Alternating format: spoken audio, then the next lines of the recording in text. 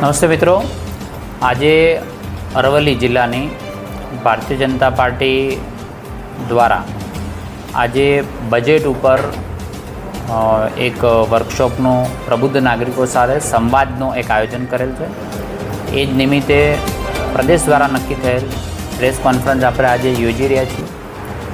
ખૂબ એવા મહત્ત્વના ઇન્ટરમીડિયેટ બજેટ જે કહેવાય, જે ભારત સરકારે નરેન્દ્રભાઈના નેતૃત્વની અંદર ભારતીય જનતા પાર્ટીની અને એનડીએની સરકાર દ્વારા જે રજૂ કરવામાં આવ્યો છે, એના જે મુખ્ય પોઈન્ટ છે એ લોકોના જીવનમાં કેવી રીતે બદલાવ થાય એના માટેના બજેટનું પ્રેઝન્ટેશન આજે અરવલ્લી જિલ્લાના પ્રબુદ્ધ નાગરિકો વચ્ચે કરવાના છીએ।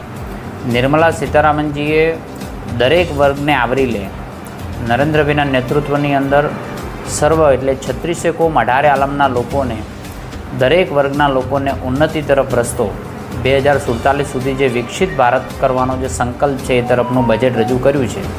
એ ચાહે ગરીબો માટે હોય, નારી માટે હોય, અન્નદાતા માટે હોય કે યુવાનો માટે હોય, આ તમામ લોકોને સાંકળીને આદિવાસીથી લઈ આદિવાસીઓ માટે ખાસ કરીને જ્યારે આપણે અરવલ્લી જિલ્લો આદિવાસી પ્રભાવિત જિલ્લો છે, ત્યારે તેમના લોકોનું જીવન ધોરણ કેવી રીતે બદલાય એના માટેના સ્પેશિયલ કોરિડોર જે ઊભા કરવાની વાત કરી છે।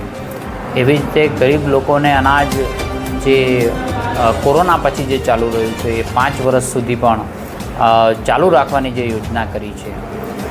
યુવાનો માટે ખાસ કરીને જે કોઈ પ્રાઇવેટ સેક્ટરની અંદર પણ જોબ સ્કિલ જોબ સાથે જોડાય તો એના ખાતાની અંદર 15,000 રૂપિયા આપવાની પણ યોજના જે કરી છે। એવી અનેક પ્રકારની બાબતો, અનેક સેક્ટરમાં જે બાબતો છે એ આજે અમે સંવાદ કરવાના છીએ।